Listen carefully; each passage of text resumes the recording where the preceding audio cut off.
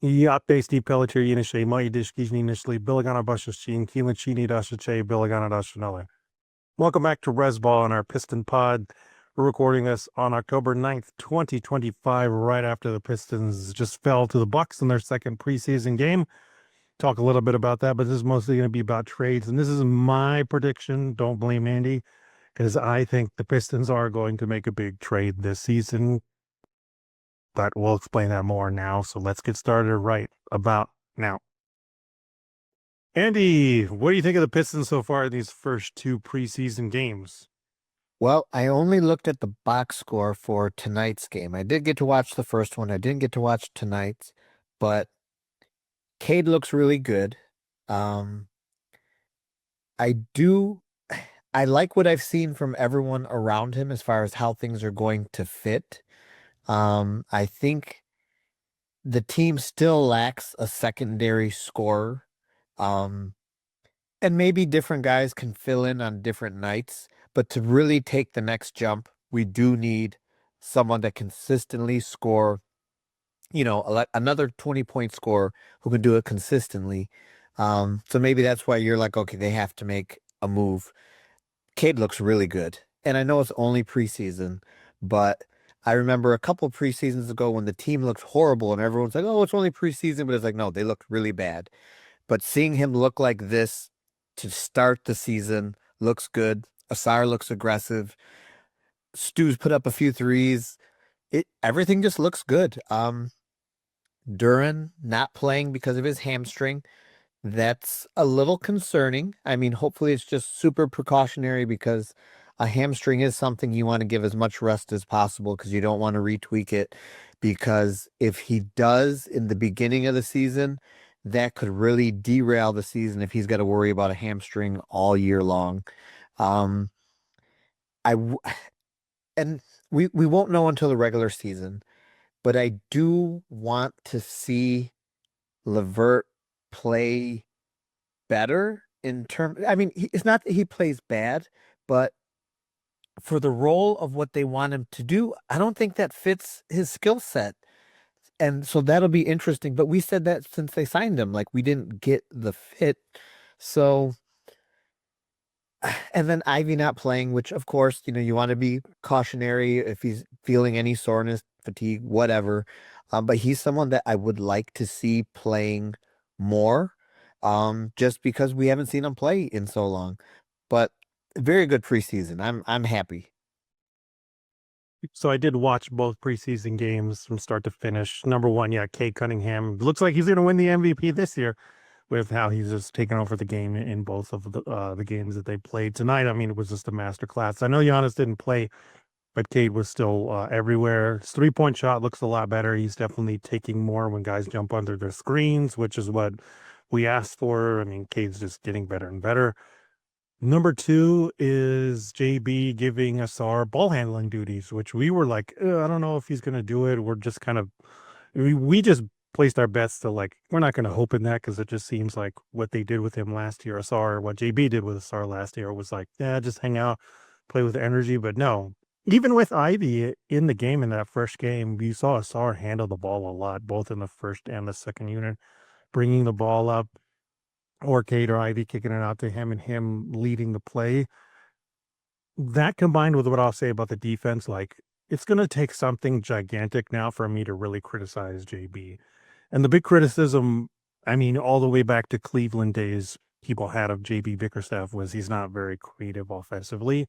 And we're not asking for him to like reinvent the game, right? We're not asking him even to be like Joe Mazzulla, where you're dogmatic about your system and you run all the numbers and stuff.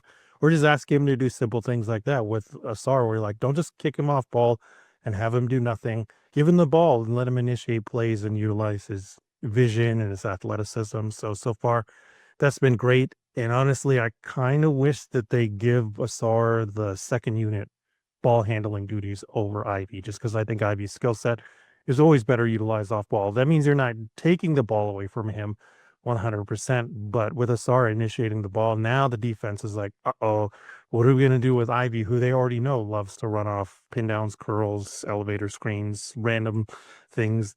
And now they're like, now we have to account for him while also worrying about Asar with the ball in his hands, because when it's reversed the other way, nobody's guarding Asar off ball really, except for the cut. You just sag off him, let him shoot threes away with Ivy. It's still at that point where you're like, well, I mean, we can sag off him if we don't believe in his shot, but he hit enough of them last year and he's still been like 33%.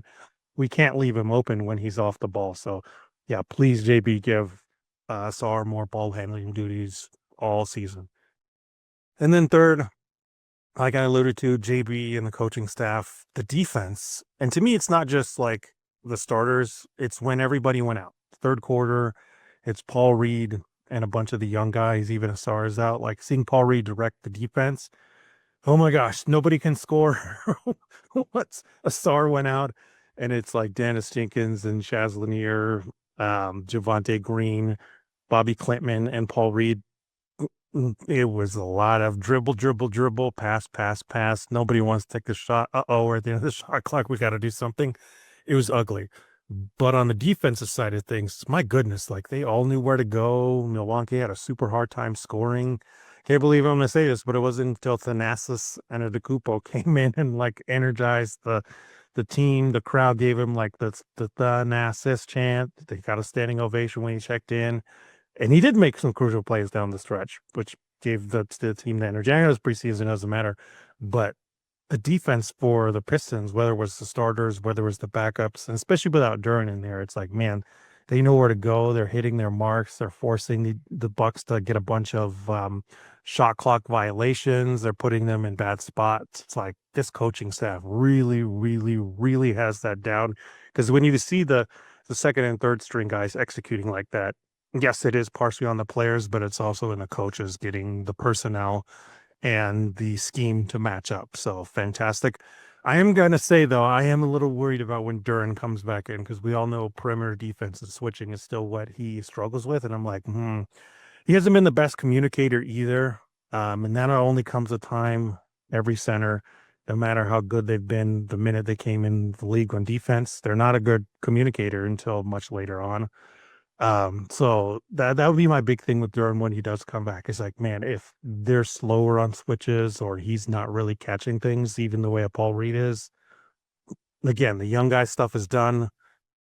This is put up or shut up, and you're playing for a contract too. That's what the team needs to know, and that stuff. So yeah, and then just on a side note, oh my gosh, you love to see the officials making it all about themselves in these first two games. How in the world do you foul out two guys in a preseason game? I'll complain for the Bucks sides too. Like Ryan Rollins fouled out in like 10 minutes or something, and then Toulouse Smith fouled out at 9.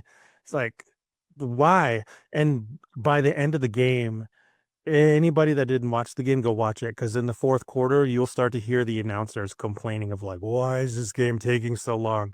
It's taking longer than like football games. And it's like referees, what are you doing? NBA, what are you doing? It's another one of those things that, like, when you hear Adam Silver and the brass complain about people are walking away, this is why they're walking away, man, because it's freaking preseason and you're just dragging this out and having guys foul out instead of the coaching staff actually getting a look at these dudes playing basketball when your referees are deciding, nope, we're going to tell them what to do, not their coaches. So it's just, again, I'll be on that soapbox for a while. It drives me bananas. I think we mentioned this before we started recording, but didn't mention it now. And just Sasser doesn't look like he's going to have a role, because Lanier looks like he's ready to fill in that role. And the fact that he's just bigger, I mean, we've talked about it before, that Sasser has to be so good because of his size. And if he's not, sorry, that's just the archetype of that size of a guard. You can either get it done or you're going to have a hard time. You're reading my mind, Andy, because that transitions into our talks about trades. There's going to be 3 separate tiers of trades. Marcus Sasser is going to be in the first one, which is the easy one. The second one will be the trade exception guys, which I put together a list of players that fit into the Pistons' $14.3 million trade exception, where the Pistons don't even have to trade a player. They just would have to trade a pick or something that the other team would want. I don't think you can trade cash in the middle of the season, but in the offseason, you might be able to do that. Maybe some second round picks, depending on the guy. And then they get the player back because they fit within that 14.3. salary exception created by Dennis Schroeder signing with the Kings. And then last but not least are the big ones, which, and if you want to fast forward to that part, it's because I say Ivy and Duran together would be packaged into a trade for somebody bigger. And you'll hear my reasoning as to why when you get there. So let's start with the easy one, Andy. Are you ready to start with the easy one, which does start with our guy, Marcus Sasser? Because I did want to do that.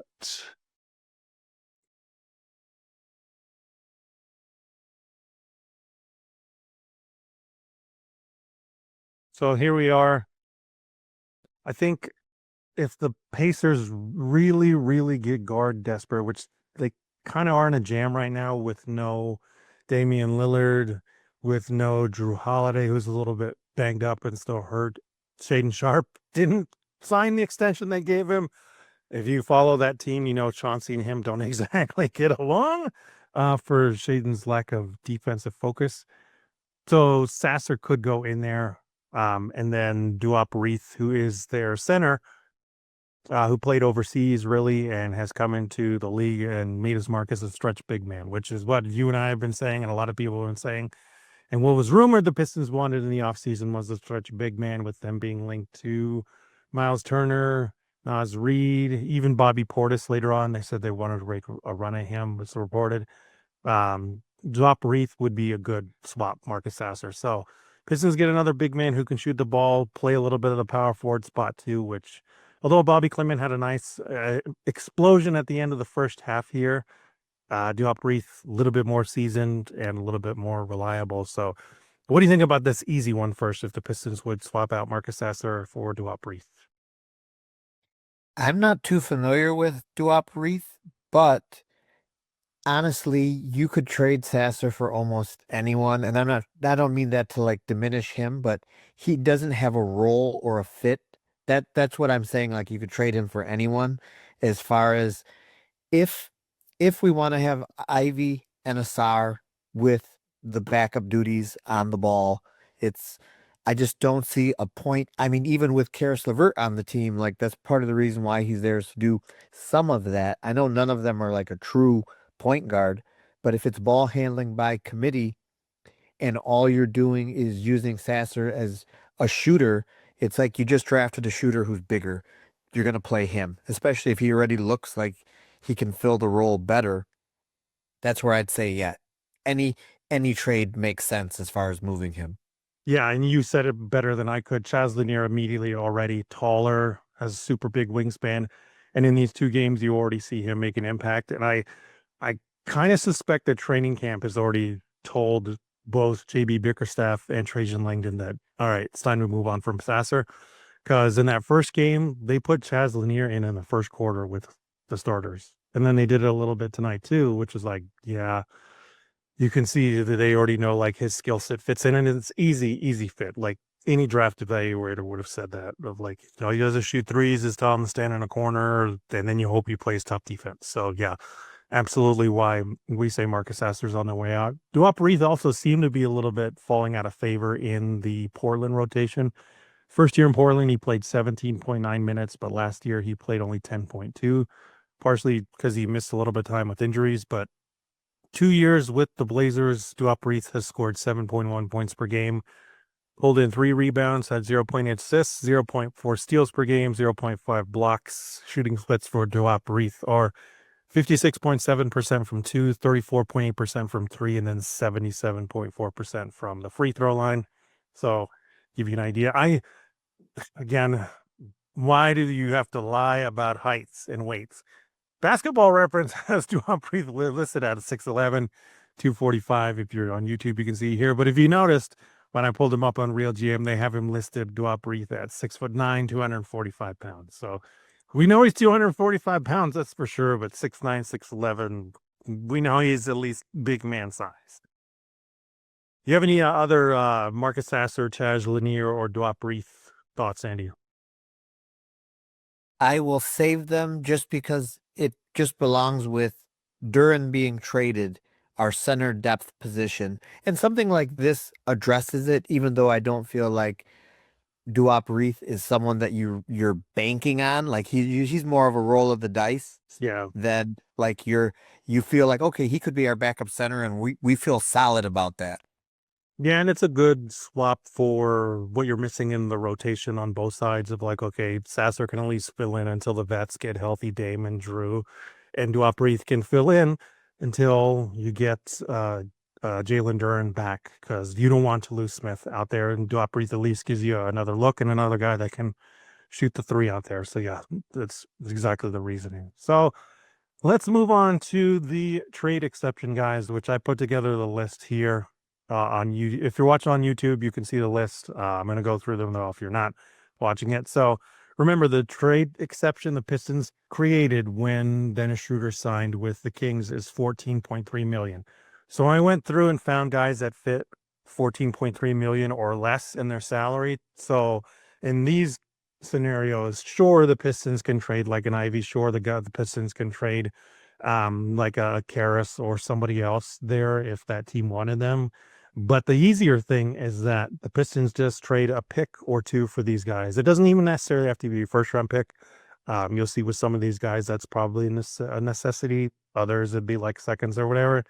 And especially if the team in question is either involved in another deal or they're just trying to get off money, then think of like how Trajan Langdon worked the Dennis Schroeder one last year. Although that wasn't the type of deal we wanted, it still was incorporated in. I forget what trade that was, the Jimmy Butler trade, I think, to where Golden State was just like, oh, we got to unload this into the Jazz, and then the Jazz are like, oh, we don't really want this guy, and then the Pistons were like, okay, we'll take him into our exception. So without further ado, the 14.3 million trade exception guys list for me is Daniel Gafford, Isaiah Joe, Moses Moody, Buddy Hield, Herb Jones. As you can see, I put the exclamation point there.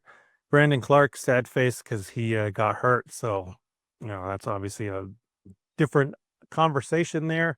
Josh Green, Grant Williams, Kobe White, again, the exclamation point there. Isaac Okoro, Sam Hauser, Obi Toppin. Sam Hauser, Obi Toppin on the verge of exclamation point guys, too, for me. Aaron Nesmith, I'm not going to lie, that one's probably less likely just because of how integral he seemed to be for the Pacers. But still, he could fit in the exception if they wanted to. TJ McConnell, Mitchell Robinson, and then last but not least is Corey Kispert.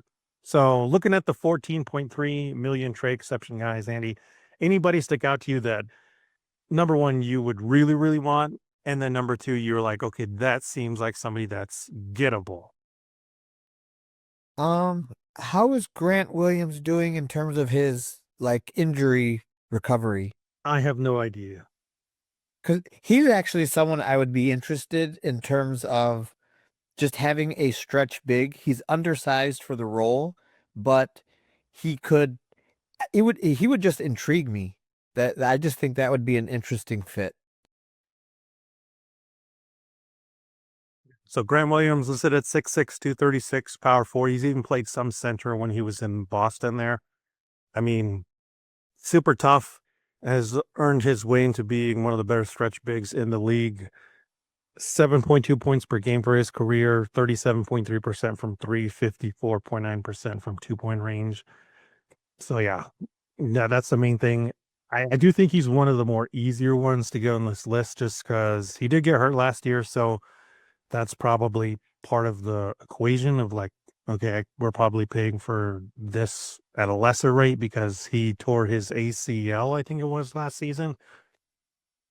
Probably starting this year at Charlotte, like on a limited minutes count and all that stuff. And in the meantime, possibly like somebody else could take his spot because he wasn't exactly penciled in as a starter there in Charlotte. He only played 45 games between two seasons in Charlotte, and he's only started 17. So clearly they wanted him, but he's not in their actual starting rotation. And this is another guy that when you look at his numbers, when he's actually played meaningful minutes, like in Boston and with Dallas, he produced double-digit points. And then even in that Charlotte 29 games, he produced double-digit points and has been a really good floor spacer for them. Seems to be a guy that like Tobias replacement or at least insurance for when Tobias inevitably leaves next offseason. then you have him right now to work in the rotation. Has playoff experience with the Celtics as well to help out in that regard. Did guard Giannis in one playoff series. I think it's like 3 or 4 years ago. Did a great job on him too. So yeah, Grant Williams, I think, is one of the more gettable guys. What do you think it would cost to do Grant Williams? I'm not too familiar with Charlotte's depth chart as far as what they're looking at in terms of like his role. Because they have Miles Bridges, um, and Got it up here on the screen. yeah, and who always knows what Charlotte's doing in their center position? I feel like they've never figured out a center ever. Um, so I mean, I just don't see the price being that high to get him. Yeah, I think so too, because they drafted Liam McNeely, even though he's at the end of the first round. Like with where Charlotte is at, it's like that seems to me somebody that you should be prioritizing more over Grant Williams. And then they have to play Miles Bridges just because they paid him so much.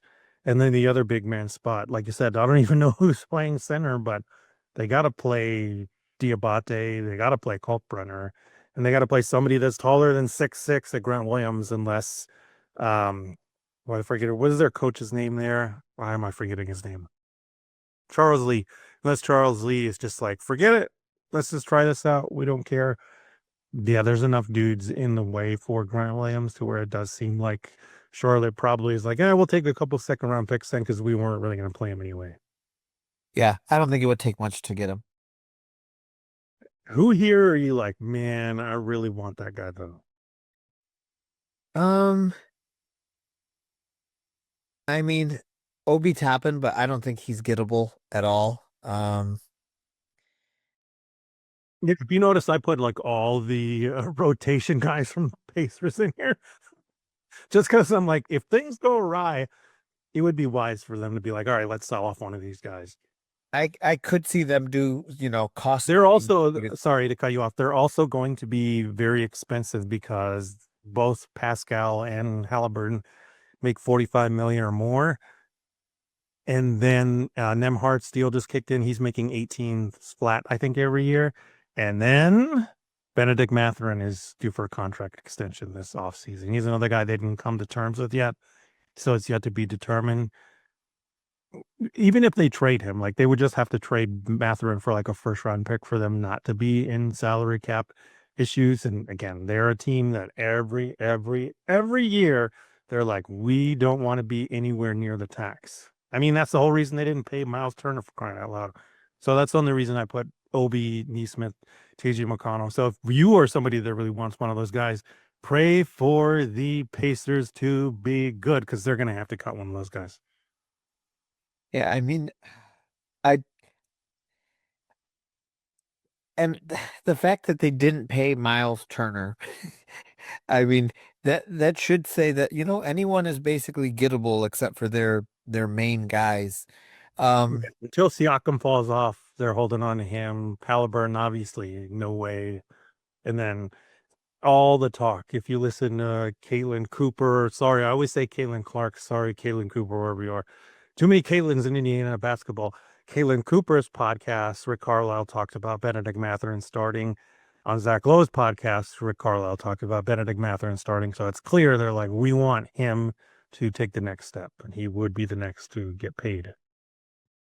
um, Daniel Gafford for me would be, if you're moving on from Duran, I think that would be a very good. I mean, obviously, moving on from Duran is a completely separate like trade, but I think getting him, because you need, in my opinion, you need someone like him to replace Duran. But what you have is you lose the upside potential, but you get someone who knows what they're doing now, and you have the contract locked in at a decent amount that's not too much of the cap. And I mean, Well, obviously, pause on the cap stuff because Gafford's due for a contract extension right away. oh, he doesn't have a contract for. Yeah, I don't think they signed him to extension or whatever because he and PJ were expiring at the same time. Okay, for some reason I thought he had signed already. Let's go look at this because I know a couple times I've talked about. No, I know about the contract, and then immediately after we're done recording, I look it up and I'm like, oh, I was wrong. I forgot to put contract. Let's see. Oh, there we go. So he did sign a 54 million extension, which runs through 2029. So I guess I got to take Daniel Gafford off of this list then, because these guys that sign these extensions, I believe, can be traded until like March. So he's not tradable till after the trade deadline? Yeah, let's go to Real GM here real quick and run this just to see because normally I think it is when a guy re-signs with the team they're currently with, then they can't be traded until basically the next off season. I forget who I was trying to run with last year that it ended up happening that way. So let's just do Gafford and actually I guess it would be like Stewart or Duncan. Let's do Levert and Gafford. That's about the same percentage. No, maybe not. Seems like it's going okay. It said Karras can't be traded until the 15th, but Gafford can. So maybe Gafford can be still traded. But yeah, Well, your points within that of like, yes, the whole question of moving on from Duran would be a thing. But if you're a really good GM who knows how to work the phones at the same time, then this is like, okay, we got Gafford. Now we can use Duran to package for something else, which we'll get into here in a minute, right? yeah, because I think basically he fills Duran's role at a price that's really good and locked up for a few seasons. Like that would be actually a great move. I just looked at the contract too. I didn't even see what it was. I didn't read it. So 54.2. So what is that per season? I guess I should go to Real GM. So basically it's 17, 18, and 19. There it is. Yeah. Then that's 10.43% of the cap or less. So yeah, absolutely. I mean, that's what we were hoping Duran signs for. And most people, if you listen again, Zach Lowe, Sam Vecini and Bryce, shout out Bryce. Who else was doing an extension? I think maybe Real GM Radio. There are a couple shows that did like, oh, what he's gonna sign for. I don't think any of them put Duran in this price range. So yeah, I agree with you on all those points. And Gafford, another good lob threat. He's obviously been a great defensive guy that helped the team get to the NBA Finals. So yes, absolutely, Gafford would be good to fit into this trade exception. Really though, is Gafford like your guy out of this bunch? I'm surprised. I thought you would have said somebody like I guess Obi. Obi was the one you did say Obi, so I thought Obi would have been your guy. Yeah, Obi.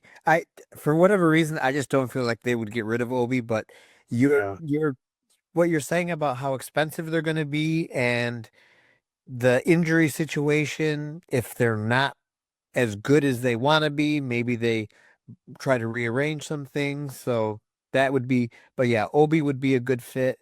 But for most, and it's weird because before the Pistons had like no wings, but now it's like I feel good with the depth we have at like the wing position where a lot of these other guys, I'm like, no, I'm happy with what we got.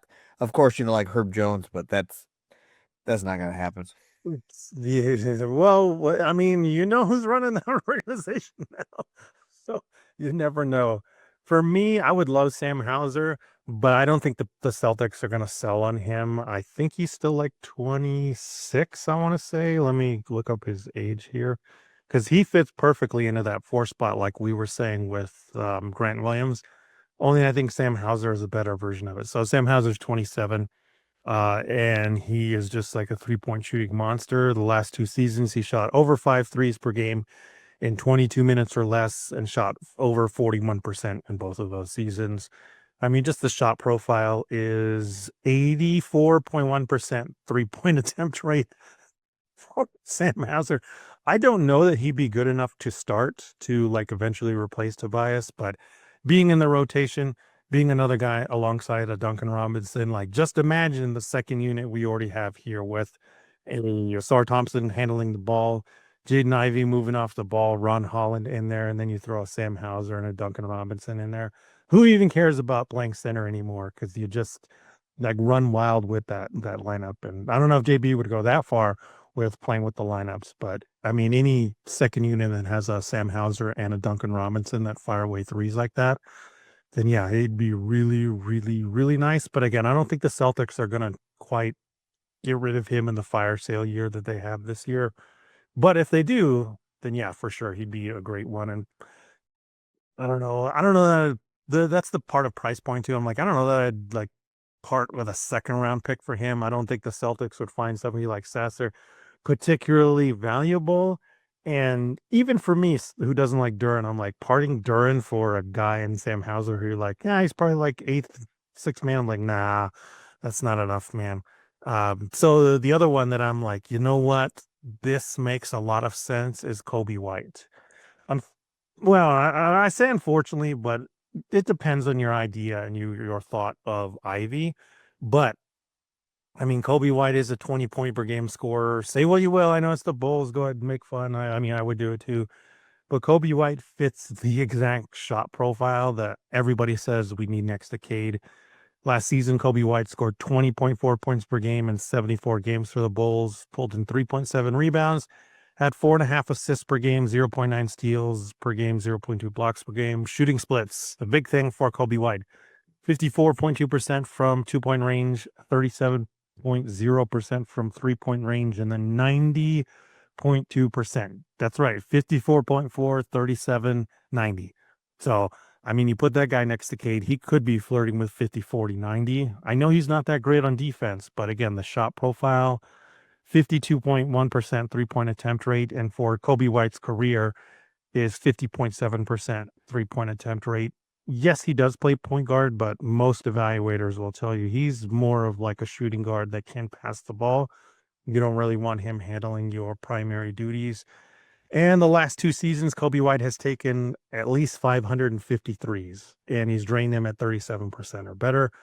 And he's played 74 games or more the last 3 seasons as well. I know people kind of thought he might be an injury risk, but I mean, the fewest games he's played was in his third year at 61. So he still has been very good at staying healthy, being consistent, and the true shooting percentage has gotten better every last single year. It started as a rookie at 50.6%. Second year is 54%. Then it went to 56.4%, hovered around 57, 57.2% in those following years. And then last year, even with the Bulls being terrible as they are, even with the Bulls being as unstable as they are, Kobe White shot 60.1% true shooting.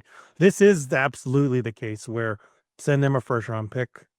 I don't know if I would send them 2 first round picks, but as we'll get into here in a minute with the bigger deals, the guys that have gotten multiple first round picks haven't exactly been like Kevin Durant and the big superstars, even guys that have moved. It's been Mikal Bridges, it's been Desmond Bain, the guys that fit in perfectly in the lineup, and they're like, okay, this guy's the missing piece. And sure, we'll just trade off these picks because this guy fits. Again, I don't know that I go past 2 first round picks for Kobe White because he is also in contract negotiation mode. I don't think he signed an extension. I should probably look that up too before I say anything else. Yeah, so he's still there, looking for a contract. But he's the one out of the trade exception guys that I'm like 20-point per game scorer, fantastic 3-point shooter, has a game that's like next to Cade. The only part of it that I'm like, I don't know if he's any better or worse than Ivy on defense, to be perfectly honest. But I definitely know he's better than Ivy on offense, and you would hope Ivy could turn into something like this as well. And who knows? Maybe again, if all it takes for the Bulls is like a first round pick and say Duran, that is a case where I would absolutely do that. Obviously, you're going to run into what do you do at center, but if you draw Del Marcus Sasser or Duop Reith, right? Like then it's like, okay, you can see these other ones, the dominoes fall in that regard. So yeah, I do think Kobe White is the one that I've like, if you're going to swing and then waste a first round pick on, or even 2, then yeah, I think Kobe White is somebody worthwhile in there. He's also 25, I think is what I saw here just a second ago. Yeah, so 25. So he's still young enough. He's been healthy to where even if you're like, he hasn't quite gotten us over the hump, then it's like, trade him away. He's still going to be like 27 in 2 years. And that's probably enough time for you to realize whether or not this is really working or you got to move on. So, how much do you think he's looking at re-signing for? What do you think his next contract looks like? Well, let's see what it says from Sports Illustrated.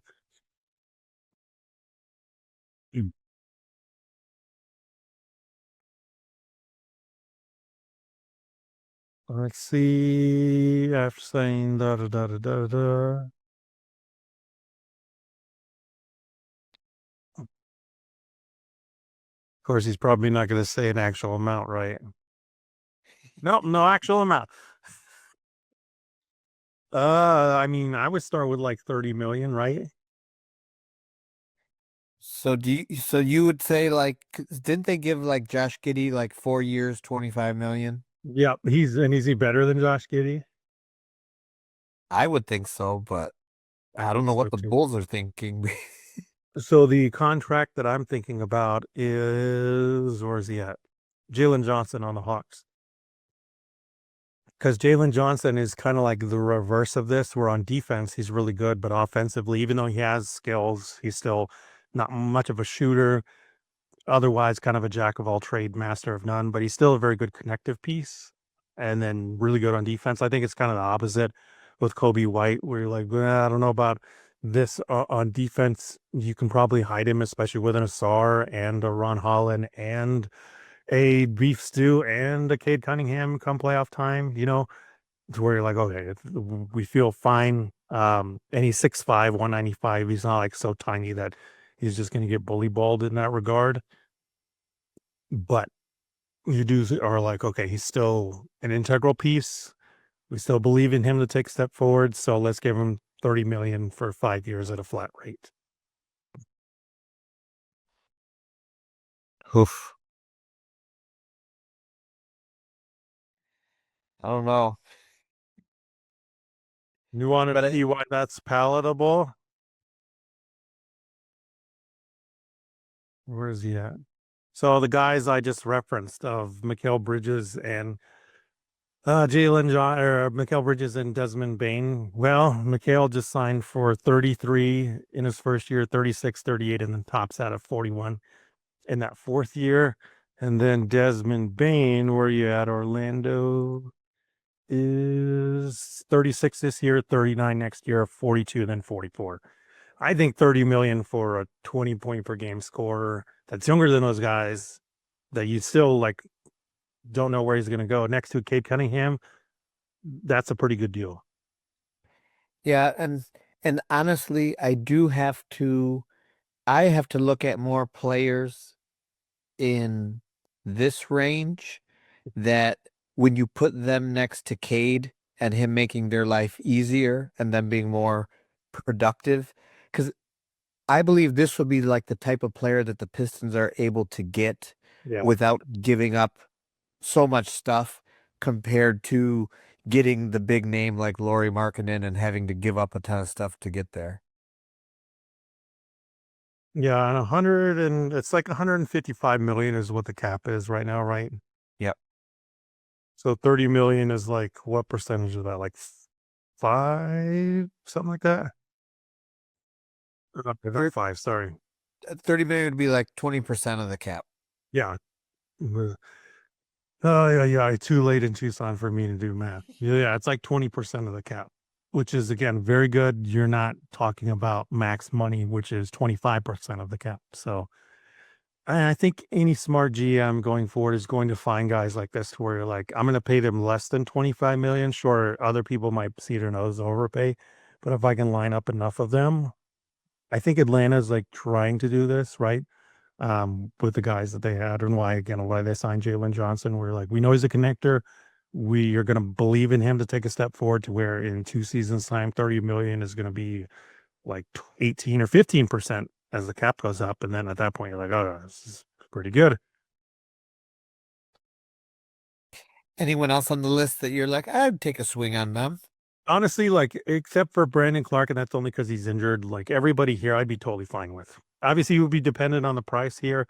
I do think when we look at this over again, yeah, I think Kobe White's the only one that I'm like, yes, sure, fine, send a first round pick for.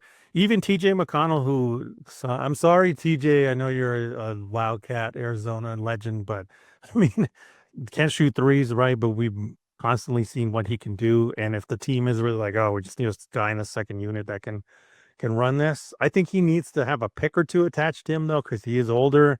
He has quite a bit of money left on his deal, so that really would be a thing for Indiana where they're just like, "Ooh, we got to get off this money." And like I said, he is an older player. Let me show you his deal. It's not a lot, but it's still 11 million, 11.8, and then 11.8. So 3 more years at 11 million or more. And TJ McConnell is currently 33 years old. So you got to hold on to him until he's at least 35. That last year of his deal is a team option. So 2 more years. Again, you this is one where I'm like, yeah, you're definitely taking this on because Indiana's like, oh, we just got to get off this money because we got to re-sign our other guys.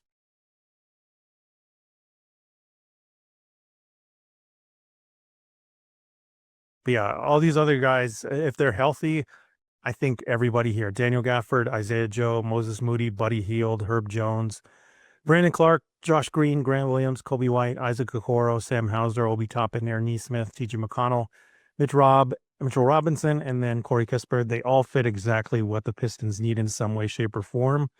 And it really will depend on the price point of like, okay, what do they pay to give up? Because if it's just a couple seconds, or in Kobe White case, if it's like a player and a first round pick, I think that's all good deals. Ready to Right. move on to the big ones? Let's go to the big one. Buckle up, all right? So my thought is if they are going to make a trade, I should back up on that. I do think this is the season where the Pistons are going to pull the trigger on a big trade. If you're listening to our last episode, we talked about Cade already being a top 10 player in the NBA, probably eighth or ninth best player in the NBA. And years 4 to 6 are the years that a lot of players of this caliber, Steph Curry, Michael Jordan, Kyrie Irving, is where they got into championship contendership. And if you've seen a lot of these teams too, that realize, oh, we got a real diamond on our hands. Think of Tim Connolly in Minnesota. It didn't take him long to be like, okay, I got to get Rudy Gobert. I got to get a team around him because I know we can go further. As soon as Steph Curry got good, again, Bob Myers and that whole staff was like, okay, we got to do all these things. And then we see it now with Victor Wembanyama, right? Everybody knows how good Vic is, and say what you will about the De'Aaron Fox deal, but the whole point of that is like, okay, we don't want to sit here and sit and develop and cook for a couple of years. We know how obsessed Wembanyama is with winning. We need to accelerate that time forward, and I do think this is going to be the year for the Pistons where they're like, we don't want to just be scrappy. We know how good we are. So, and you and I have said this before, we don't think they're going to have a good chance of getting to that 50-win window as currently constructed. So I do think they are going to make a big trade this season. And again, I wouldn't say unfortunately, but I think for a lot of people, unfortunately, that involves trading Ivy and Duran, only because neither of them signed the contract extension. So number one, we don't know what their price point is going to be. So that limits like what other teams think about them. And if they're not trading Ivy or Duran, what are the Pistons' other valuable trade chips, Andy? Draft picks or Holland and Asar, but I don't think you want to move either of them Why? because they fit perfectly with Cade. I mean, they are great defenders. They have potential to develop into more. I I wouldn't move them at all. The star, nobody wants to move him. He's on so many people's list of the next guy up and going to take a big step forward. Zach Lowe said he's going to win Most Improved Player of the Year this year. I second that opinion. So yeah, obviously, and then even if Ron Holland, who I do think is like in a vacuum, you're like, okay, yeah, they don't know what he is yet and whatever, but he's Trajan's guy. Him, Bobby Clinton, and Ron Holland, Bobby Clinton, and Chaz Lanier are the only guys on this roster that Trajan has drafted and is 100% tied to. And as we've said so many times, we're not the only ones to say it. It's not new. If they're not the guys you drafted, then history shows those are the guys that you tend to hold on to, the ones you drafted, and the ones that came from another regime you're more willing to unload. So yeah, unless the Pistons are really looking at somebody who does have the case of, hell, we'll just salary dump this guy, so give us Tobias and Karras and a bunch of first round picks, and then it is going to be Ivy and Duran. And even in that case of like, oh, it's just going to be Tobias and Karras and a bunch of picks, like Piston fans out there, are you ready to send out two guys who are never going to be in the long-term plans anyway and 5 future picks for who? Lauri Markkanen? Because that's the deal that everybody's talking about. The first deal on here, if you're watching this on YouTube, I call the obligatory Lauri deal.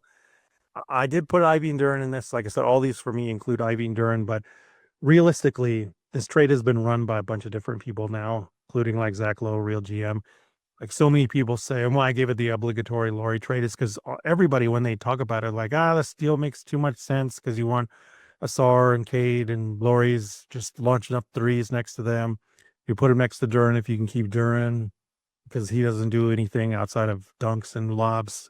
And you're like, yeah, obviously that makes sense. So you can run this trade if you wanted to with Karras and Tobias, and then Ivy probably does go through in that deal, and then however many first round picks go through with that. But my obligatory Lauri deal ended up being the Pistons swapping out for another big man that doesn't have a contract yet, which is Walker Kessler and Lauri Markkanen for Tobias Harris, Jaden Ivey, and Jalen Duren. And maybe in this one you do send out a pick swap in this, but I do see a scenario where in this one it's like Ivy and Duren probably equal out in value to Lauri and Walker Kessler. I mean, let's face it, if Lauri was that valuable, he would have been traded already. And I think the main thing with why Lauri hasn't been traded is due to what, Andy? I would say because I don't know what the heck Utah's doing as far as their construction of their team and their trades and all that. But Lauri makes a lot of money. Um, I I don't know.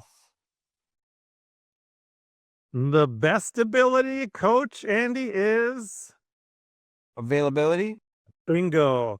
So that's the big thing with Lauri. And again, tonight is hard for me too, son. I know you're out there. Somebody's probably going to bang my door down right now. But the reason I really, really hesitate on the Lauri deal, he has never played more than 68 games in a season. Lauri only played over 66 games once, and that was in his rookie year. And really, he's only played over 55 games 3 times in his 8 years. I really think that is what's holding up the deal. Like we heard Golden State wanted him and all that. Because I think the more you dive into Lauri, you're like, yes, it's all good. The talking points of like, well, it's on Utah. Like, what does that really mean?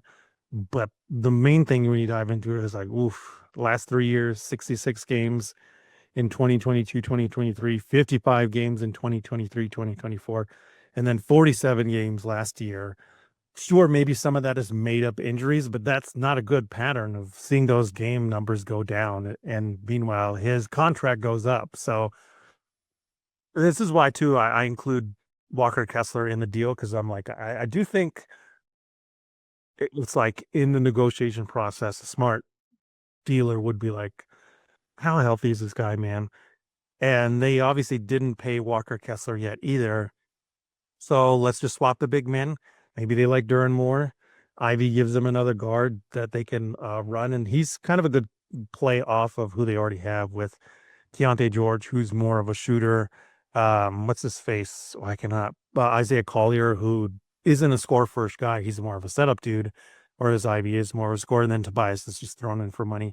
And again, maybe this is one where like a first round pick or two go out. But this is my trying to combat the hey, let's just throw him Tobias and Karras and a bunch of firsts because of that, the availability, how Laurie's games are going down the last 3 years. I'm like, man, that's not the guy you want to be sending out a bunch of first round picks for. I mean, the whole reason why Mikhail was hyped up like that is because he's an Iron Man, right? All his time in Phoenix, all his time in Brooklyn. That was his main selling point. It was, man, look at how much this guy can play. And even Desmond Bain. Desmond Bain hasn't missed this many games. So, I mean, this isn't one of your, and I don't know how you work this trade, like how it happens, but I'm I'm not a fan of doing the Laurie Markkinen trade. I'm not a fan of it at all. I mean, some of the reasons I you agree. brought up are good, but I mean, for me, if we could swap out, and Pistons fans will burn me because everyone just loves their guys. Nobody wants to trade anyone. But if we traded Ivy and Duran and we had Walker Kessler and Kobe White, I just think it's a better fit as far as what works better with Cade. But again, everyone just loves their guys, and I love the guys too. I'm just saying fit wise for me, I'm like I just think that's a better fit. Yeah, it sucks too because Laurie is my guy. I've loved him ever since he came out in the draft. He's the guy I wanted the Pistons to trade him for way back when because I thought he was the perfect complement to an Andre Drummond. Stan Van Gundy, Stan Van Bowers.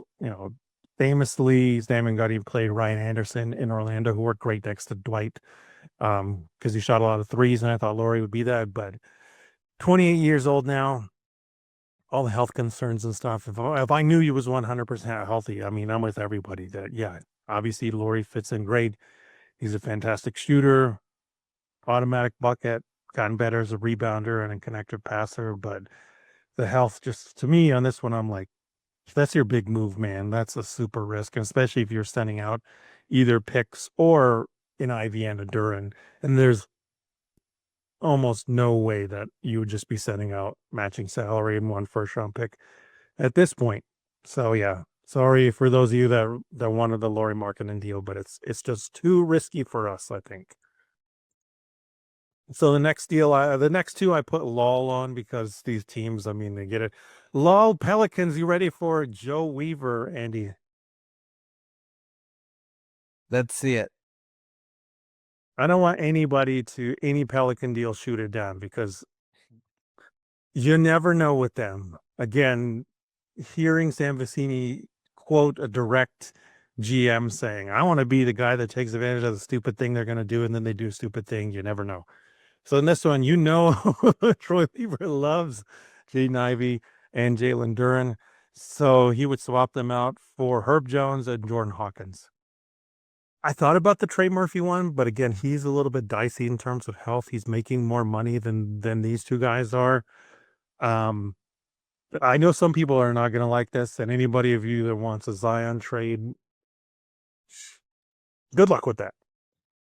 But I do think this is a nice compliment where Herb Jones is had a good season shooting the ball 2 years ago. You hope that he still maintains that. He can play the 2 through the 4. And then Jordan Hawkins, you got another great shooter off the bench who seems to kind of be falling out of favor in there, even though his skill set doesn't seem to be diminishing. Jordan Hawkins, 23 years old. Herb Jones, 27 years old. You do have to worry a little bit about the center position here, but I do think this is a cleaner one where it doesn't involve picks. I think with like a Trey Murphy, or even if somebody that does want to do the Zion thing, that does involve picks. So this is why I went with Herb Jones and Jordan Hawkins for Ivy and Duran. Disregard Ivy and Duran not fitting into whatever New Orleans is doing because we don't know what New Orleans is doing anyway. But I do think Herb Jones and Jordan Hawkins for Ivy and Duran is a nice clean swap. So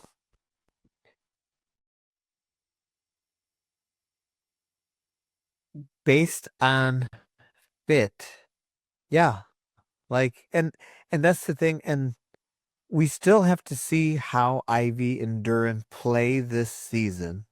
But based on the 3 years that we've seen and the results the team got without Ivy last year, I just think the number one thing you have to look at is how does it fit around Cade? And yes, Duran is a great fit in terms of a lob threat, but Cade can make anyone look like a great lob threat if they have that skill set. And that's a skill set, in my opinion, that's pretty easy to replace. And you can't pay them the money that Duran, I believe, is looking for. And that's where they get into problems. So I think flipping players out like that eventually is what we're going to end up having to do. So I wouldn't mind that swap. Yeah, and just think of the defense with a Cade Cunningham, or Herb Jones, and a Sar Thompson, and a Ron Holland, and a Beef Stew. I understand we're going to run into offensive issues occasionally, but then you cycle in the shooters. And I think in this regard, most people would shoot it down because you're like, you're still without a second scorer, to which I say, I don't even care at that point. I just want to have that lockdown defense and just having so many guys that can switch and do so much. And we're relying on Cade anyway, right? That's my whole point with these trades too, is like, Cade is going to get you there. You got to find the guys around him that fit into the identity of the team and that are going to prop him up and keep him from doing the tough stuff. And absolutely a Herb Jones and a Sar Thompson, a Ron Holland, a Beef Stew, Jordan Hawkins, Duncan Robinson. Those guys are going to keep Cade from doing the hard things and keep pressure off him on both sides of the court. And I mean, yeah, it does fit the identity. This one is basically like, let's just lean all the way into the identity that we're a defensive team that's going to snuff you out. And then we'll worry about, scoring enough points or getting a number two, quote unquote, later on. And I also do think this, for me, is like, I believe 100% on Asar taking that step forward to being a number two, at the very minimum, like a by committee approach, to where you're like, yeah, you don't really have a clear cut, like 20-point per game score as a number two, but you have three or four guys that score like 15 to 18. And then you're like, you know what to do and who to pick on. And Cade, again, it's everybody the easiest shot possible.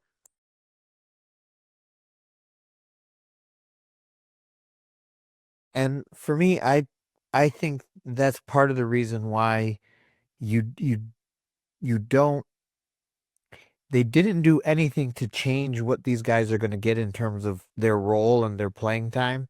Because if they fit, great, then we pay them, everything's wonderful. But if the fit seems clunky through this season, it's like you got to move them. So the next one is all about fit and finding that second score. Again, lol Philly. We know everything's going to fall apart there, so let's take advantage of it.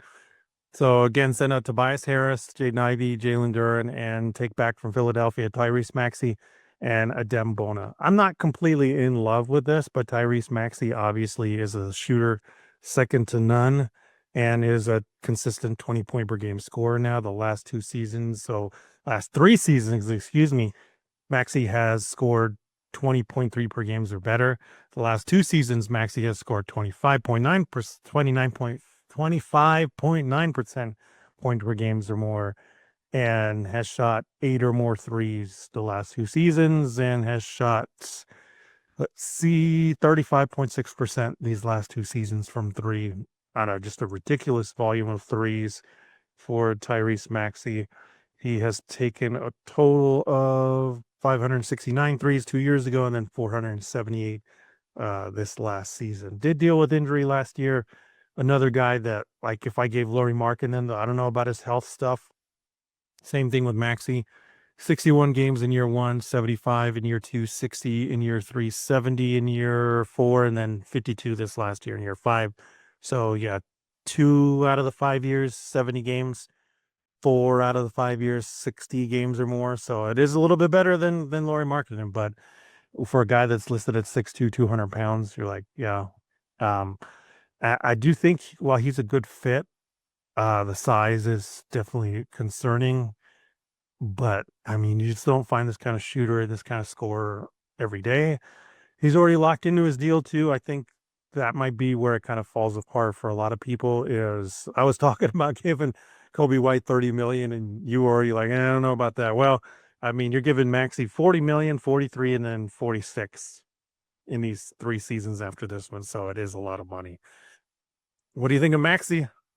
And then, sorry, I threw a Bona in there just because he needed another center, and he's promising. He did really good in Eurobasket for a Turkey, keeping everybody off of Şengün because he doesn't play defense.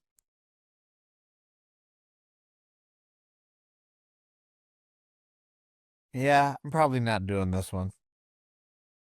Yeah, totally fair. I just put it out there because if you're going to look for a score that's going to be available, this is probably it, to be perfectly honest.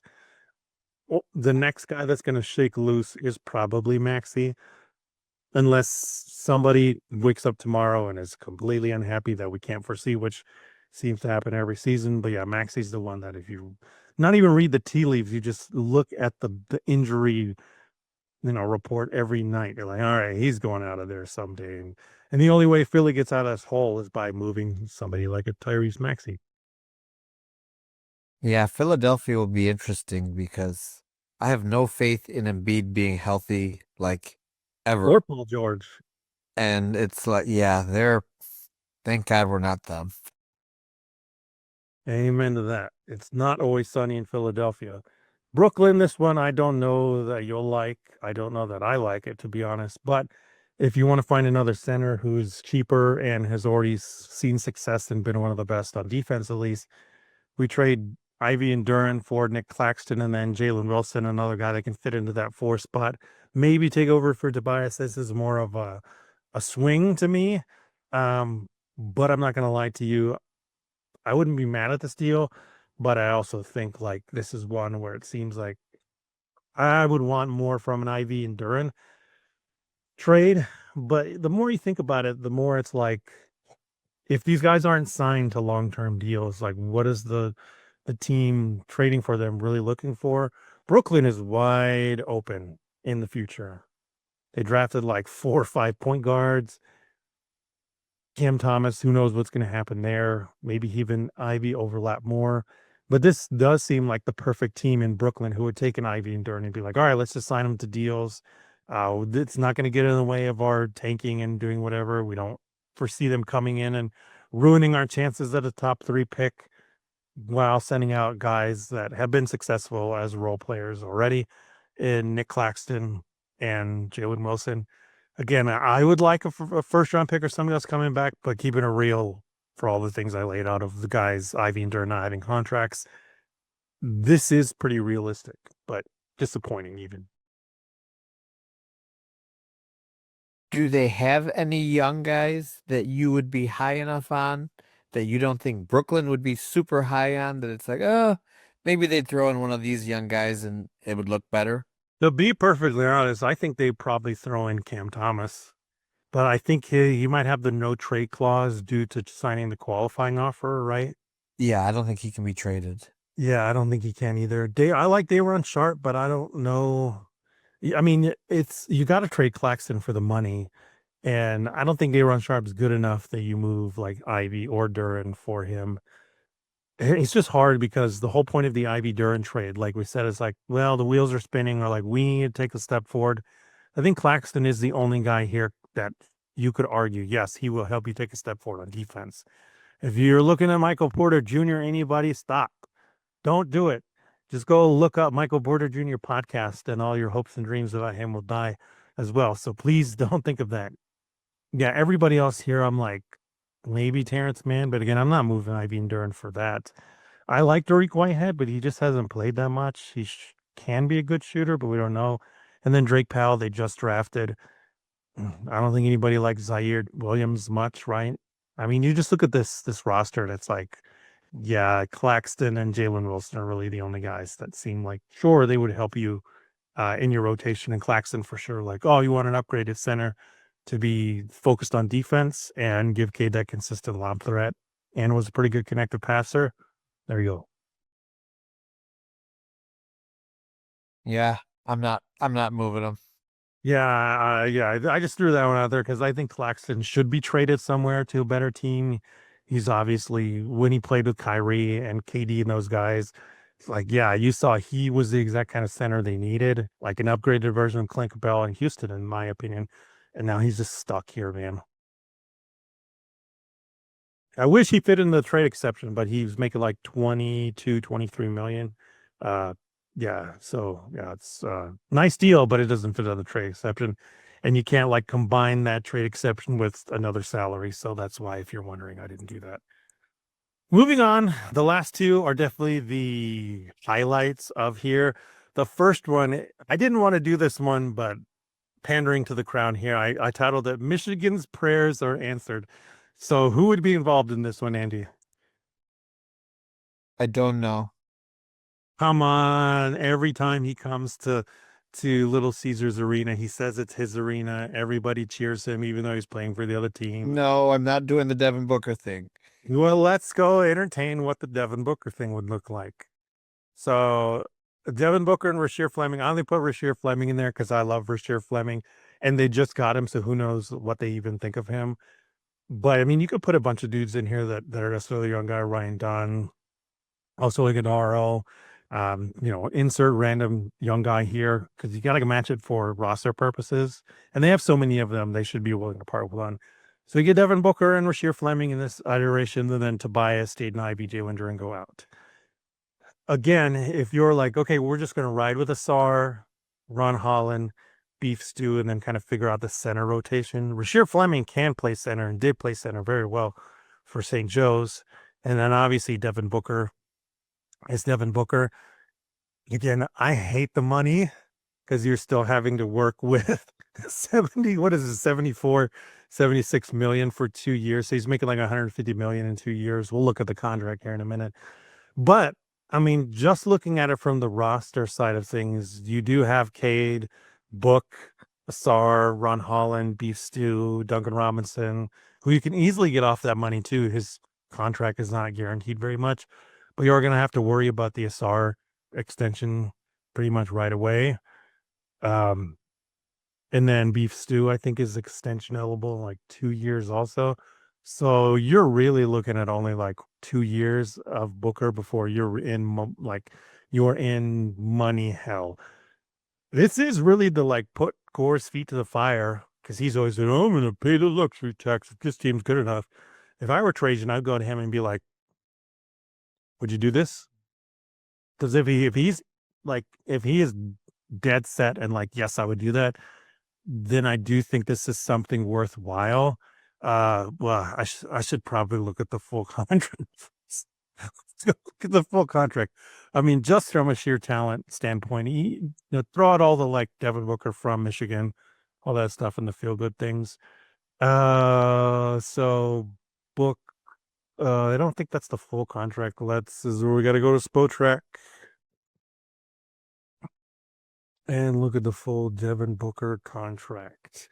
Your thoughts on the deal first, Andy, while I'm looking up Devin Booker's contract. No. Why? He makes too much money. Just no.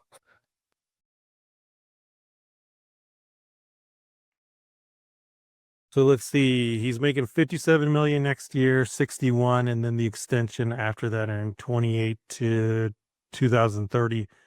64 and 69 is what it hits, which is 36% of the cap at that point.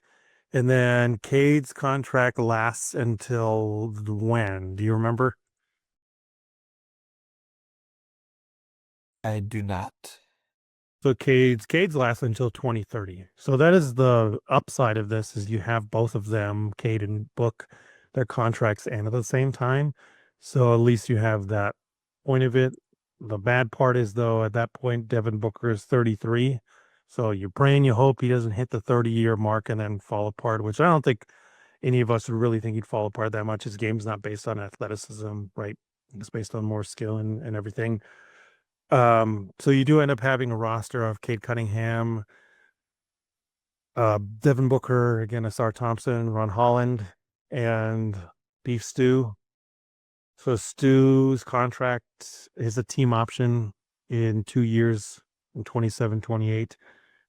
And then Asar's contract is up after next season, 26, 27. So that's the major hurdles there, right?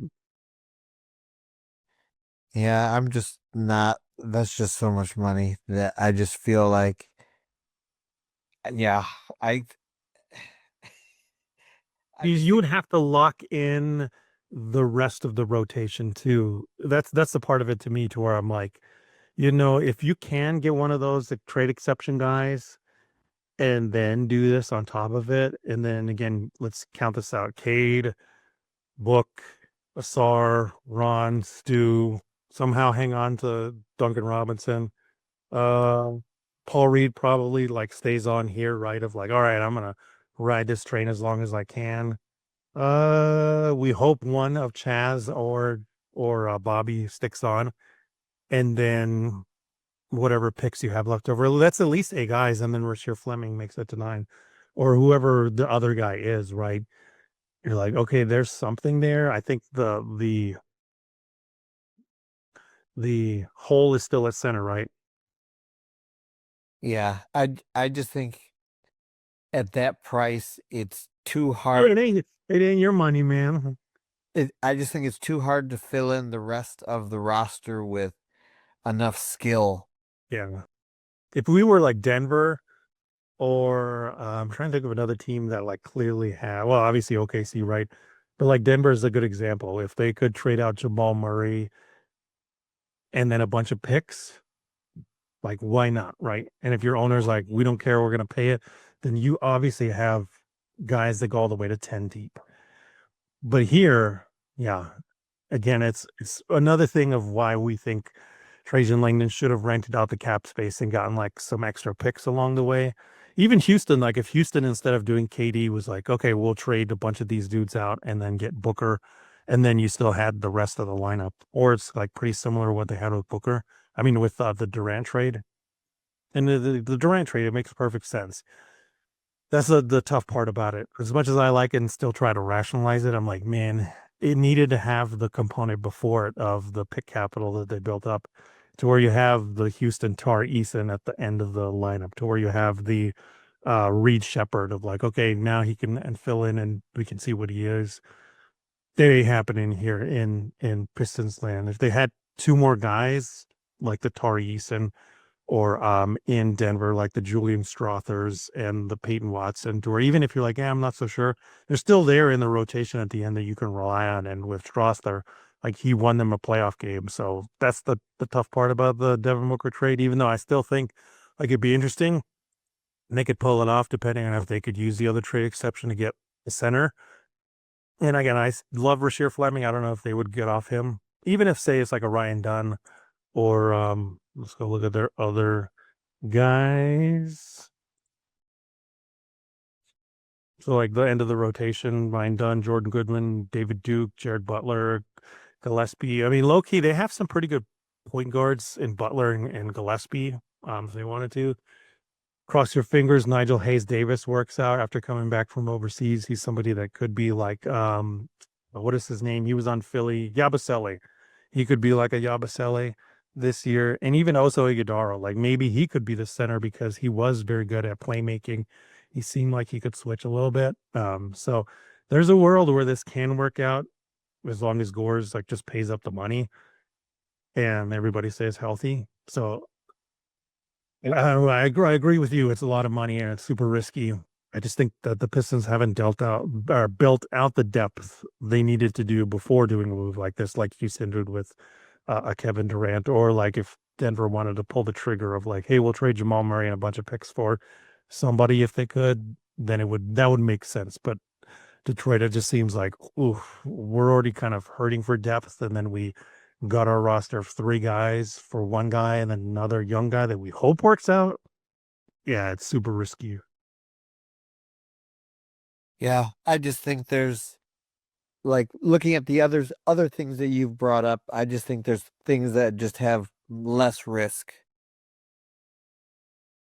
Is this the one too that's like 5 first-round picks along with all these other guys? It's that would be the killer part of it, right? Yeah, no, that's you can't do it. Yeah. So the last one is, I say, the most realistic, and first off, kind of resistant to this. Shout out Steve Hinson, former editor of DBB. He's the first one that put me onto this kind of a deal with the main player involved. And the more I've dove into it, the more I'm like, yeah, this makes perfect sense. And it is very realistic. So the most realistic one has the Pistons trading again Tobias Harris, Jaden Ivey, and Jalen Duren for Demonis Sabonis and Keon Ellis. So Demonis Sabonis makes perfect sense for the Pistons because what do they want Jalen Duren to do on offense, Andy? Finish at the rim. And when he has the ball in his hands, what do they love him doing? Passing it. Yeah, doing a lot of DHO stuff. And they want Duren to do more things on the short roll, which he has been pretty good at. You know who's really good at that stuff? Sabonis. You know what else he can do? Does he protect the rim? He does not. He does suck on defense, which we'll get into in a minute. But what's the other thing that we all want the center to do for Kate Cunningham? Stretch the floor. He doesn't do that. He does do that. Yeah. He doesn't shoot a ton of them, but he had shot 40% this last season. And then while I'm looking up his thing, he also has said since he was a little kid, his favorite player of all time was Rasheed Wallace because his dad, Arvydas Sabonis, played with Sheed on the Blazers. So a little bit of a tidbit there. So yeah, last season, Demonis Sabonis averaged 2.2 threes per game and then shot 41.7% from 3-point range. You know what else Sabonis does that I don't think anybody celebrates him for, Andy? That he does better than Duren? What does he do? Rebound. The last 3 seasons, Demonis Sabonis has averaged 12.3 rebounds or better. The last 2 seasons, Demonis Sabonis has averaged 13.7 rebounds or better. So this is a clear upgrade from one of the young guys you're trading off. And sure, I agree. Sabonis does suck on defense, and we've criticized him for it before on this, me in particular.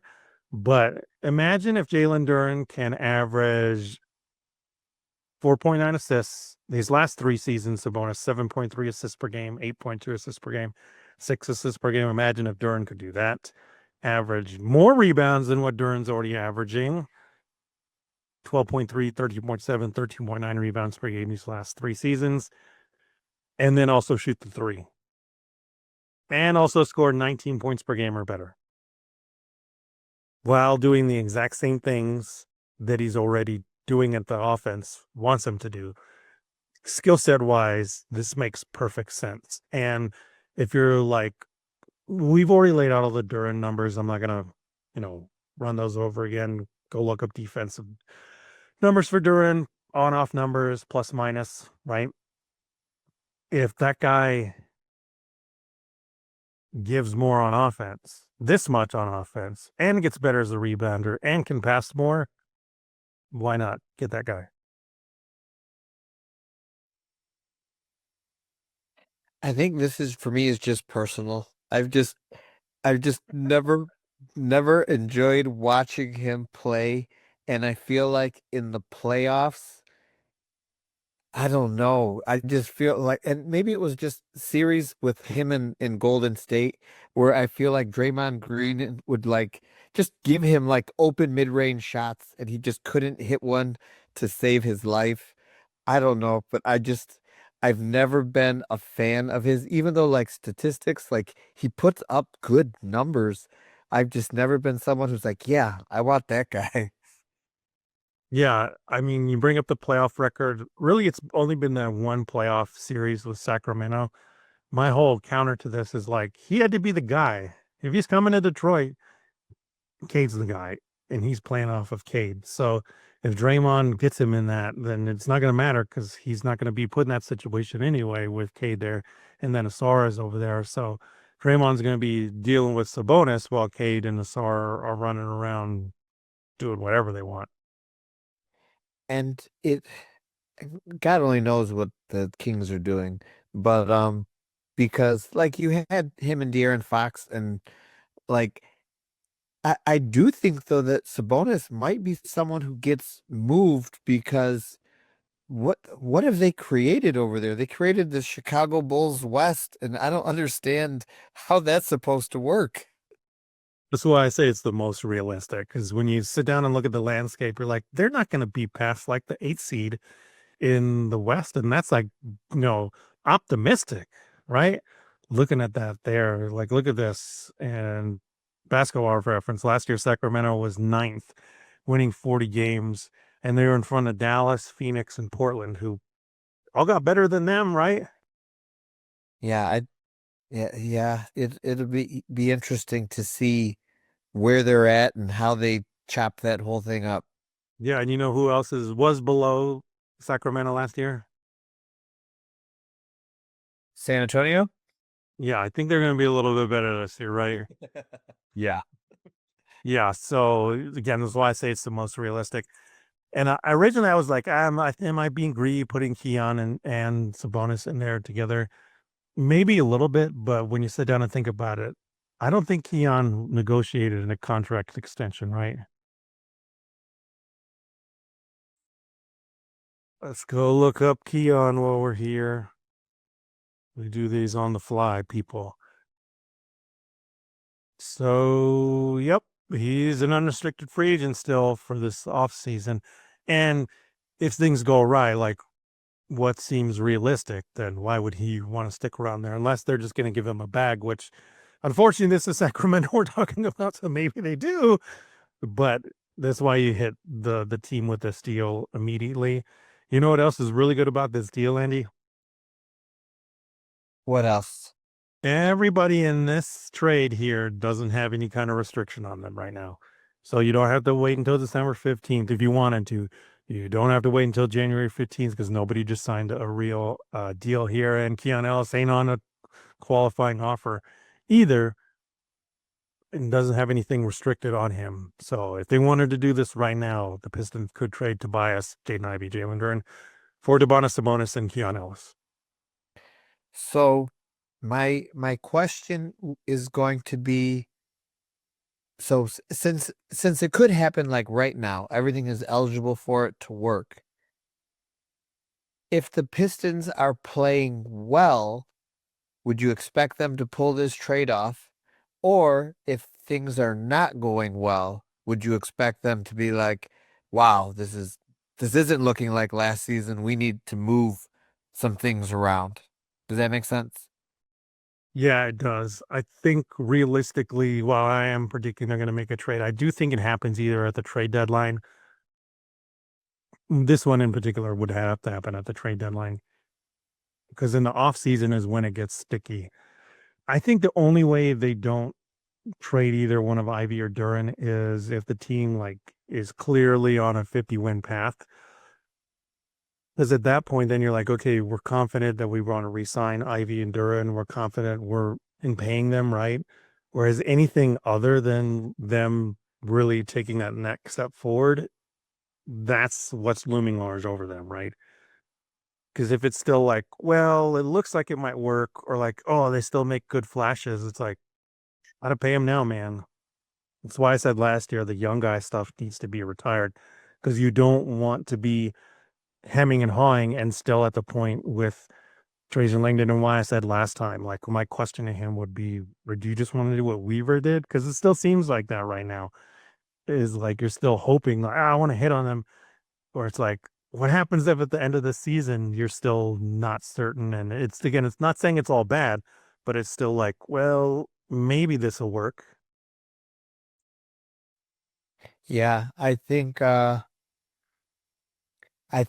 well the team looks totally determines, like in my opinion, Ivy and Duran are really, they get to play for their future as far as how it's going to look, because Cade, and it's only two preseason games, but he's looking like, listen, last season was no fluke. I'm going to be even better this year. Like, I'm ready to do this now. And either those guys are ready to support, or we need to get the guys who can do it now and not risk, like, well, maybe they'll be this or maybe they'll be that. It's like, no, you need to fulfill the role of what we're going to be paying you for. And that's that's a lot for those guys to be doing, because typically guys getting that rookie contract, that second contract, people are paying them for potential, and I'm not sure if the Pistons can do that, you know? Yeah, as we laid out with how good Kate is last time with this kind of a player, you can't just be surrounding them with guys of like, well, maybe that'll pan out and we'll hope that their potential weighs out because that means that 4 of your 5 major building blocks are all that same type of guy between Duran, Ivy, Asar and Ron. As much as we want to hype up Asar and Ron, like keeping it real, again, they are based off potential, not off of production, what they actually are. We're hoping that you can't base the majority of a roster every single year of like, but we hope they get to this. Okay, and I think what you just said is really important to like build on that because it sounds like we're negative against Ivy and Duran, which we're not. It's just we see that Asar and Holland are much easier to fit around Cade, and you have additional time to work with, where Ivy and Duran, you don't have that. So it makes it much easier to move them, but all four of them are potential and you're banking on that. And if you're going to bank on the potential of all four, that's the biggest risk instead of saying, you know what, I'm going to risk the potential of two guys versus all four, because that's just a lot. Yeah, definitely. And the only times where teams have paid them immediately was like, as I guess you could use OKC in their last 17 years because they already knew immediately, okay, Russ, KD, they worked out well. Let's just pay them whatever. And then they obviously famously were like, oh, we want to pay Harden and dealt them off. And then this time they're like, all right, let's just pay J Dub. We already paid Shea. Now we got to pay Chet. And then everything else out there. Because those guys already immediately made the impact of like, let's give them the bag. Where again, like we're saying with Ivy and Duran, it's such a risk at this point. Uh, Last thing on Sabonis, 42 million this season, 45 next year, and then 48. So it's only 3 years here. So I do think this is the better version of the Devin Booker one, where you're like, okay, we're clearly getting a second scorer, but number one, he makes far less money. And if this doesn't work out, you're only got him for 3 more years. But obviously, I think it does work out very well. This reminds me a lot of Kevin Love from Minnesota to Cleveland, where obviously in Minnesota, he's a fantastic player, best rebounder in the game at that point. One of the first guys that really was a stretch big. This is a big part of his game, but just couldn't cut it as a primary scorer. And once he got to be more secondary, tertiary, that's where his real talent shone through and helped him win a title, despite not being the best defender either. So while I'm not saying Sabonis and Kevin Love are the exact same type of player, they do have similar traits to where I think if Sabonis went somewhere where he didn't have to be relied upon to be the number one guy, and he had a Cade next to him and a defensive infrastructure already surrounding him to where he's not going to get picked on as much and he can fit into the scheme there, then it's like, yeah, I'll buy into that guy. And then Keon Ellis, I think, would slide in right away. We've obviously talked about Keon Ellis pretty much all off season. I wanted him to be signed if he was a restricted free agent. We talked about him before in terms of in a trade for his 40% from three every single year he's been in the NBA and already being one of the best perimeter defenders in the NBA. This is probably the better version of the Herb Jones. No offense to Herb Jones. I mean, Herb Jones obviously is taller. He's already won the accolades, but Keon is still just as fierce, and he's a way better, more consistent 3-point shooter than Herb, who takes more of them.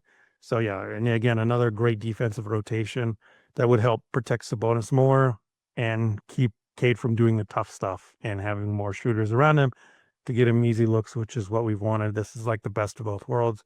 I don't know that you'd have to send 5 first-round picks in this one, but maybe like 1 first-round pick because Sacramento is going to have to build after this and then want something out of it. Ivy and Duran, obviously good building blocks.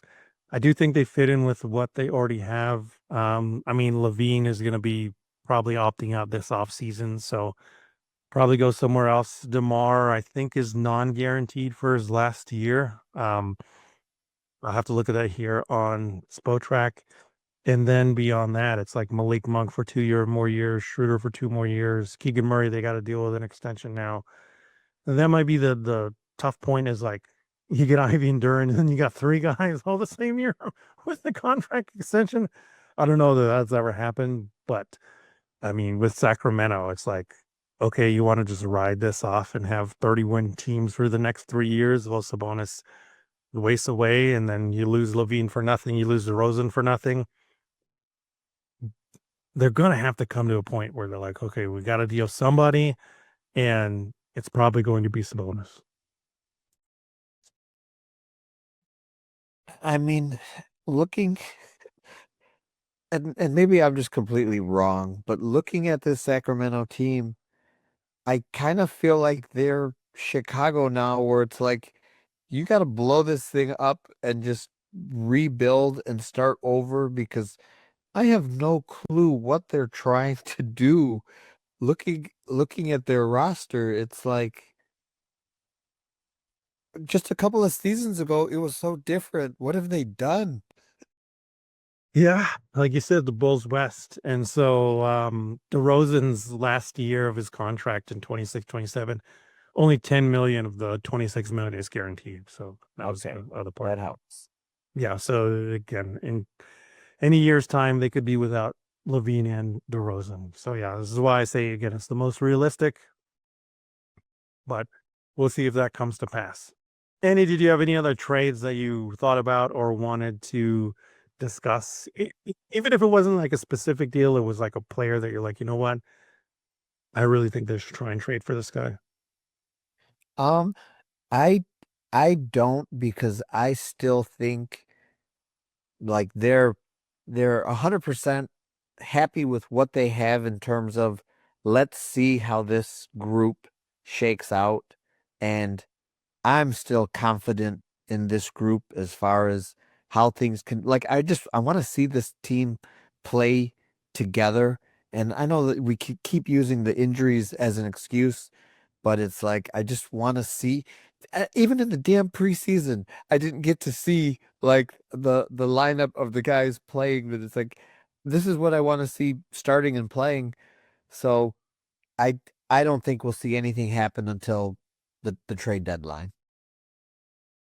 I still think it's 20 or 30 games, which is exactly what JB said last year of like 20 or 30 games, we'll know who we are. Uh, I'd probably take it to 30 games this year because I do think they want to push it to the max. But I'm not going to lie to you. I am sick and tired of hearing, we got to see how this all works together. I'm like, how many years can you be saying that now? I understand everything that they've gone through in the past, what, 5 years, 6 years? But you cannot be doing that for 6 straight years. I don't care that Trajan just came in. You have to be, if you're a smart front office person, president, GM, whoever you are, you can't be saying the same things the last guy did who just got fired. And like, how many teams have done this that weren't successful? Well, we just got to wait and see how this works out. Did OKC say that? No. They immediately knew, like, okay, these guys work, these guys don't. Okay, we got to pay Isaiah Hartenstein 27.5 million, right? Even Indiana, they're like, all right, we need somebody else. We got to get a Pascal Siakam, right? I just think that the better, smarter GMs realize that we can't wait around every single year for this, and you got to be more proactive. And I don't know how many podcasts I've listened to in the last week. Every last single one of them was like, free agency is dead. Free agency is dead. And they're right. You can't wait around for that stuff either. So you're either going to wait on your draft picks every year or you're going to make a big trade. So logically, they're going to make a big trade. Yep, I understand that, and I know it's an excuse, but it's like the beginning of the year we didn't have Asar, and then Asar comes back, and then Ivy's gone for the rest of the year, and it's like in the preseason, it's been nice to see Asar getting those like backup ball handling duties because some of it isn't just like how Ivy plays, but it's like how does Asar and Holland play? Because if they're like if Asar's doing good on ball, like you said, it maybe Ivy just spends most of his time completely off ball. When Cade's on the court, he's off ball. When Asar's got the ball, he's off ball, and that becomes his role, and that's how things fit. Like that could be something that works, but it's like and I know you don't want to hear it, but it's like we have to see it. But these guys are not all on the court together. It seems like ever.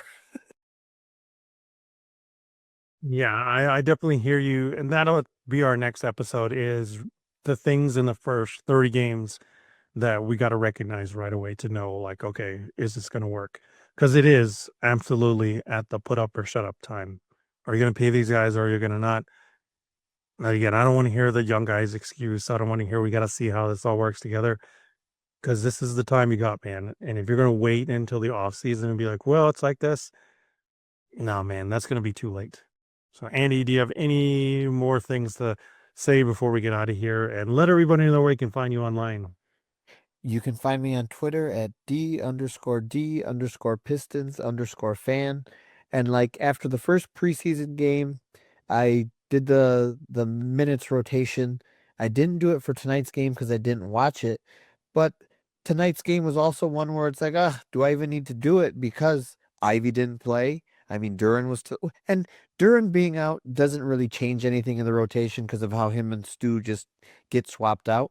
But not having Ivy and Levert play like really changes a lot in terms of what I'm expecting them to do for the regular season. This to me is more like evaluating the end of the bench type positions to see what they want to do there, which is fine.